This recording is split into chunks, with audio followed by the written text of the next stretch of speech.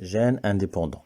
Le croisement entre deux souches pures de drosophiles, la première à corps gris et des ailes longues, et la deuxième à corps noir et des ailes courtes. La génération F1 est homogène avec un corps gris et des longues ailes formées de 182 drosophiles. Analysez ces résultats. Il s'agit de dihybridisme. À cause de la transmission de deux caractères, la couleur du corps et la longueur des ailes. La génération F1 est homogène. Les individus de F1 ont le même phénotype et par conséquent, la première loi de Mendel est vérifiée et donc les parents sont de race pure. F1 ressemble à l'un des parents, donc il s'agit de la dominance absolue.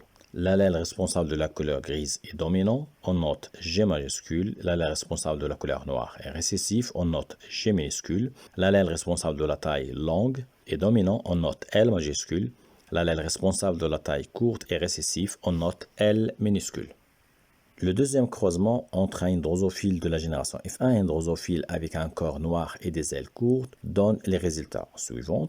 Comment appelle-t-on ce type de croisement et quel est son but?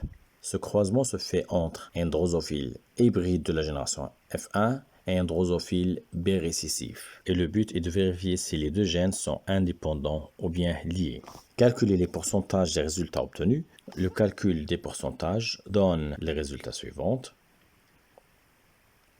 Tous les phénotypes ont un pourcentage est égal à environ 25%. On déduit que les deux gènes sont indépendants. Donner une interprétation chromosomique des résultats du deuxième croisement. Il s'agit d'un croisement entre un individu hybride de F1 et un drosophile B récessif.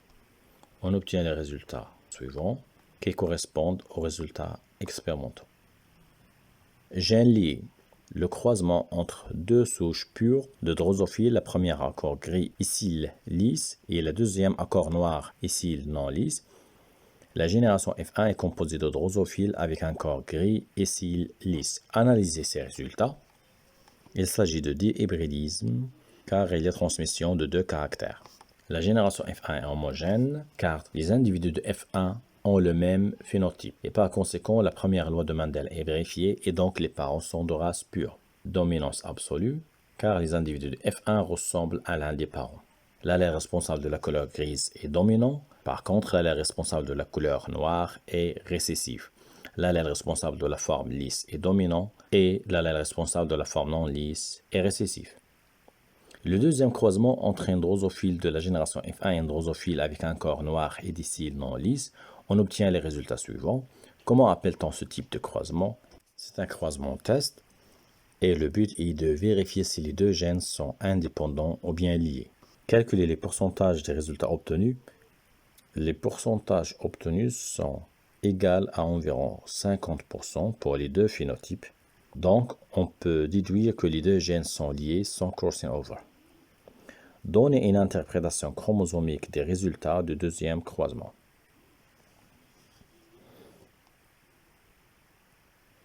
Les résultats obtenus correspondent aux résultats expérimentaux.